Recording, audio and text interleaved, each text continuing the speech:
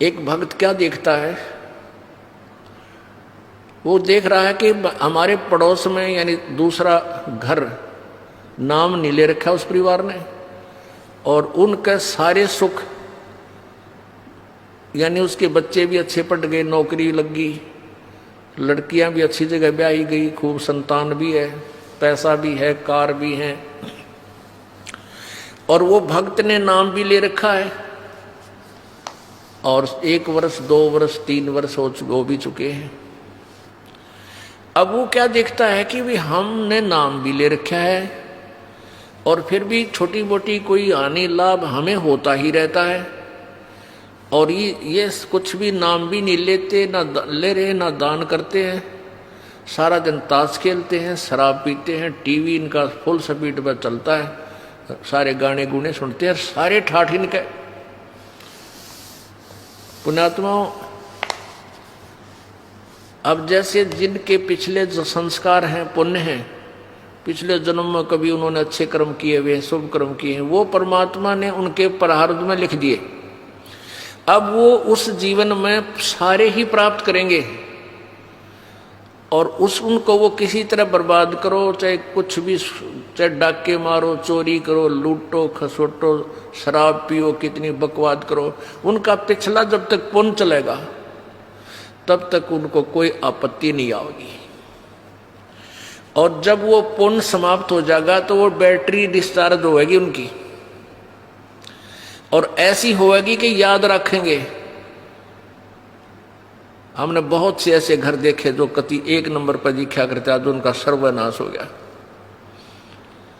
कारण यही था कि उन्होंने आगे उस पिछले पुण्य चल रहे थे। जैसे एक बैटरी होती है इन्वर्टर की, इन्वर्टर की बैटरी को चार्ज कर दिया गया, चार्जर भी हटा दिया और फिर भी वो काम कर रही है, बल्ब भी जला रही है, पंखे भी चला रही है, लेकिन जब वो उसका अक्षमता समाप्त हो जाएगी, एकदम सर्व लाभ बंद हो जाएंगे।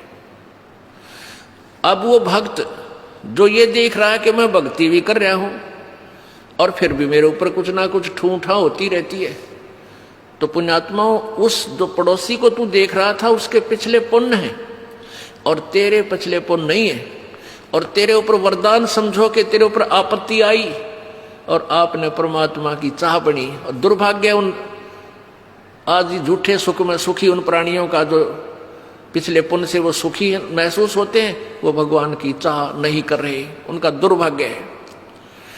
आपके लिए आपके लिए जो है वरदान बन गया आपका दुख, कि उस दुख के कारण आपने परमात्मा की खोज करनी शुरू की और आपको रास्ता मिल गया। अब आपने चार्जर लगा दिया, आपकी पिछले जन्म की बैटरी चार्ज नहीं थी, वो पुण्य नहीं थे, अब आपने नाम रूपी चार्जर गुरुजी से उपदेश लेकर ये दोबारा कनेक्शन जोड़ दिया, वो चार्जर लग गया, आपकी बैटरी चार्ज होनी प्रारंभ होगी और उनकी डिस्चार्ज हो रही है। फिर देखना कुछ समय के बाद देखना दोनों का डिफरेंस क्या होगा। वो तो सर्वनाश को प्राप्त होंगे, तेरे घर में न्यारी बरकत होंगी, दुनिया देखा करेगी।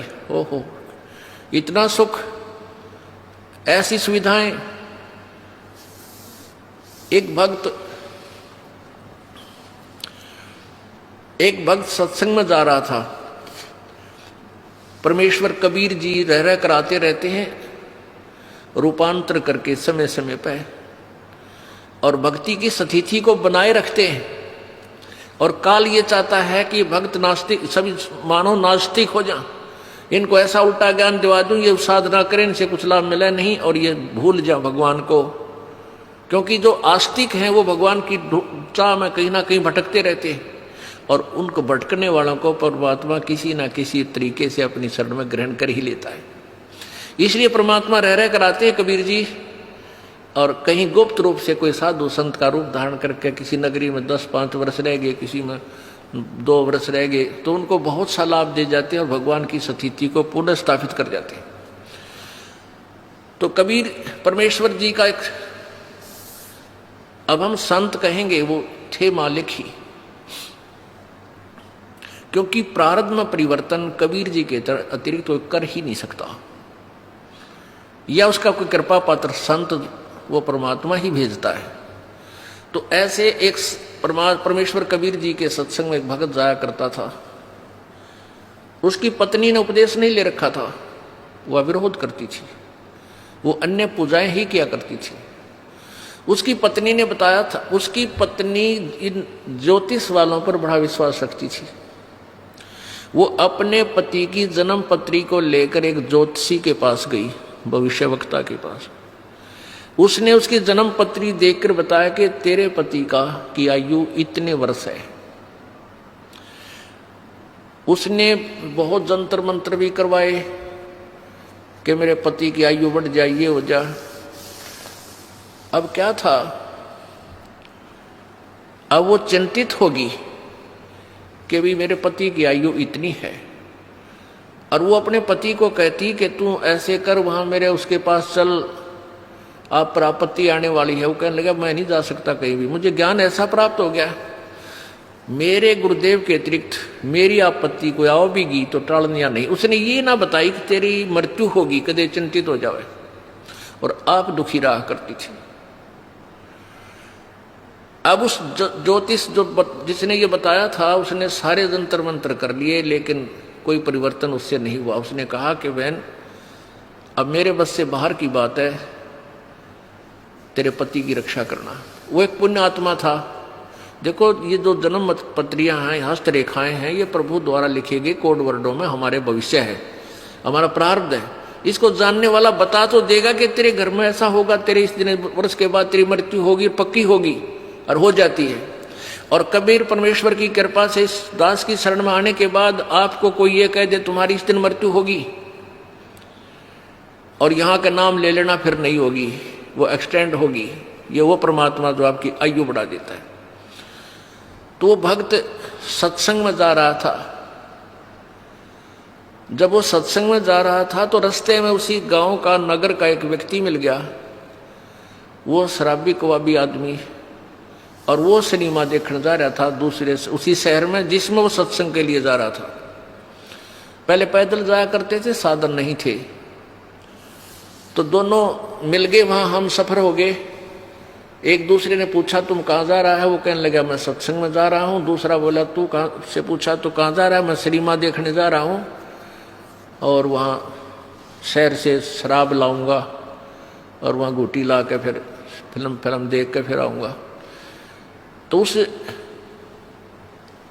भगत से वो कहने लगा, वो शराबी के क्या रखा है तेरे सत्संग में, कुछ ना रखा वहाँ पर, ये तो मूर्ख बना रखे हो तुम इन संतों ने। आजा, खान पीन की उम्र है, आ चल मेरे साथ सिनेमा देखेंगे, फिल्म देखेंगे, घूटी लावांगे, होटल में रोटी खावांगे। भक्त ने बोला बस भाई हम तो सत्संग में जाएंगे। काफी बात चलती रही, कहता रहा कुछ ना दे भाई, देख हमारे ठाठ देख ले, और कुछ ये सब बकवादे हैं, ये उम्र कौन सी भक्ति करने की है, तो जवान पड़ा है, बुढ़ापे में देख लिए। पर वो नहीं माना भक्त। तो उधर चलते चलते वो रास्ते में उन्होंने पेशाब करने की इच्छा होगी दोनों को। एक राइट साइड में रास्ते से पेशाब करने चलेगा, एक लेफ्ट साइड में। जो शराबी कबाबी था वो पेशाब करने गया, तो वहां क्या देखा, उसने देखा कि वर्षा हो चुकी थी। वर्षा के बाद कुछ मिट्टी हटके एक मटका था, घड़ा छोटा सा, और उसमें देखा झांक के हाथ हटा हटू के मिट्टी, तो उसमें सोने की ईंटें मिली। छोटी छोटी ईंटें होती थी, 100-100 ग्राम की सोने की ईंटें। पहले छोटी ईंटें होती थी, वो 4-5 मिल गई उसमें। यानी 4-5 का मतलब आधा किलो सोना, किलो आधा किलो सोना। आज तो बहुत महंगा है, उस समय सस्ता होते हुए भी कीमत बहुत थी उसकी। वो वापस आया जो लफंडर था, और उधर से भगत आया। भगत ने कहने लगा देख भाई आप तो रोज भक्ति करते हो, सत्संग में जाता है, और मैं कद्दे भक्ति नहीं करता, ना भगवान भजता, सारा दिन मौज मस्ती मारता हूँ। देख मेरे को ये 4-5 सोने की ईंटें मिली, आजा दिखाऊंगा कहाँ मिली। वो देखा वहां पर वो मटका की इसमें मिली। अब काल तो पूरा जाल डाला है अपने भगत पे, परमात्मा के भगत पे किसी तरह भक्ति छोड़ दे। फिर वो कहने लगा देख ले तो मान जा निकम्मे, आजा मेरी गेला गुटी छुटी लावांगे, चाल सैर सपट्टे करांगे। उस भगत के दिल में थोड़ा सा कच्चापनता आ गया, थोड़ा सा। और वो चलते चलते क्या था, चल रहे थे और रास्ते में उसके पैर में कांटा लग गया। ये बातें क्योंकि उसका ध्यान बट गया थोड़ा सा, वो कांटा लग गया और कांटा लाग के अंदर ही टूट गया।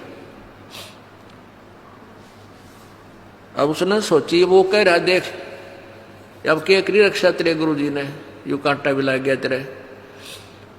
कहने का भाव है कि काल ने अपने पूरी जाल डाला, लेकिन वो भक्त टस से मस लिया। उसने सोचा भाई गुरु जी से आज यह फाइनल बात पूछूंगा मैं, यह तो बहुत उल्ट से बात होगी भाई, मैं भक्ति भी कर रहा हूँ, आप पर समर्पण भी हूँ, और मेरे ऊपर मैं घर में कोई बरकत सी भी ना दिखती, और ये सारे उल्टे काम कर दे। किसी ने सोना भी मिल गया निकम्मे ने, और भाई सारे ठाठ कर रहा। तो ये मन में सोच के गुरु जी के पास आ गया। अब गुरु जी ने पूछा बेटा क्या बात है, बहुत उदास नजर आ रहा है।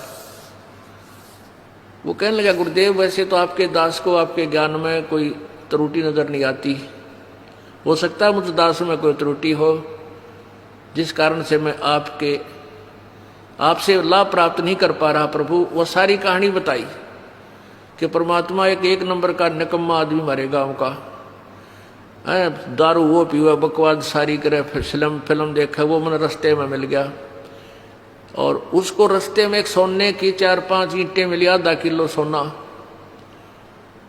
और मेरे पैर में कांटा लग गया। उसने मुझे बहुत डगमग करने की चेष्टा की, गुरुदेव हम भी जीव हैं, मेरे भी मन में थोड़ा सा खोट पैदा हो गया, मुझ पापी पर रक्षा दया करो दाता, ये क्या कारण है। तब उसने बताया बेटा आज तेरी मृत्यु होनी थी, आज के बाद तेरा जीवन नहीं था, और वो निकम्मा अपना पिछली बैटरी तारत कर रहा था, वो अब खर्च रहा है, बर्बाद कर रहा है, उसके पास भविष्य में कुछ नहीं होगा। बेटा तेरी उम्र बढ़ गई, तेरे आज फाइनल तेरी फैसला था। आज कहते हैं द्वार धनी के पड़ा रहे, धक्के धनी के खा, और 100 काल जगजोल ही पर द्वार छोड़ नहीं जा। आज जब तू डगमग हो जाता, तेरी शाम पूरी नहीं होती, तू खत्म हो जाना था। आज तू पड़ा रहा, सच्चे दिल से लगा रहा, तो तू बच गया। अब वो अपने गुरुजी की एक एक बात पर विश्वास किया करता था। वापस आ गया करने, काटा कूटा वहां कटवा दिया, भगता निकाल दिया। अपनी पत्नी से आके कहने लगा कि आज मेरे गुरुदेव ने ये बताया कि आज मेरी मृत्यु होनी थी, और गुरु जी की भक्ति से, उसके नाम से, उनके आशीर्वाद से आज मेरा जीवन बच गया। उसकी पत्नी ने उसी समय उसको कहा कि सचमुच तेरे गुरु जी पूर्ण परमात्मा है। यो जन्म पत्री ले रही थी, कहने लगी मैंने दिखाई थी एक जन्म पत्री कि इस वर्ष में तेरी मृत्यु थी, और मैंने सारे जंतर मंत्र करवा लिए थे। उस मेरे जिसके पास मैं जाती थी उसने लास्ट में हाथ खड़ा कर दिया था कि मेरे बस की बात नहीं तेरे पति को बचाने की, और मैं बहुत चिंतित थी, रोया करती भगवान पड़का भगवान के आगे। तो उसकी पत्नी ने भी उपदेश लिया, और वो बालक का फिर उन बच्चों का पूर्व अच्छा जीवन रहा, काफ़ी लंबी आयु उसको प्राप्त हुई। तो इस प्रकार हमने अपने परमात्मा के ज्ञान पर ये विश्वास रखना पड़ेगा। इसमें थोड़ा धीरज धैर्य की आवश्यकता है, जल्दी नहीं मचावे। तो अब हमने सबसे पहले ये देखना है कि वो कौन परमात्मा प्रभु है जो हमारे प्रारब्ध के कर्म को नाश कर सकता है। वो पूर्ण ब्रह्म है, परम अक्षर ब्रह्म है। बहुत से ऐसे प्रमाण आपको मिलेंगे कि प्राणी जब दुखी हो जाता है वो संतों की तलाश करता है, उनसे फिर जाकर वो जंतर मंतर करवाता है। वो पहले तो उपदेश देते हैं, गुरु लोग कहते हैं ये नाम जप, ऐसे पूजा कर दे, ऐसे प्रसाद बांट दे, ऐसा कर दे, तुम्हारे पितर रुष्ट हो रहे हैं उनके 5 कपड़े रख दो। उसके बावजूद भी उनको कोई लाभ नहीं हो रहा, तो फिर वो संत क्या कह देते हैं कि भी ये तो तेरे प्रारब्ध में लिखा हुआ कष्ट है, तेने भोगना ही पड़ेगा। प्रारब्ध में जो लिखा गया है पाप, वो कर्म नाश नहीं होता। अब वो पुण्यात्मा जो दुखी था, वहां सुख की आशा लेकर गया था, वहां से उसको लाभ नहीं मिला। ये जवाब मिल गया 2 वर्ष 3 वर्ष के बाद, फिर वो दूसरे संत के पास जाता है।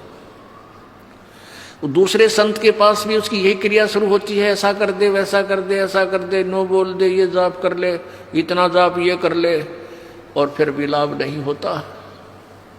फिर वो तीसरे के पास जाता है, फिर चौथे के पास जाता है, और अंत में नास्तिक हो जाता है।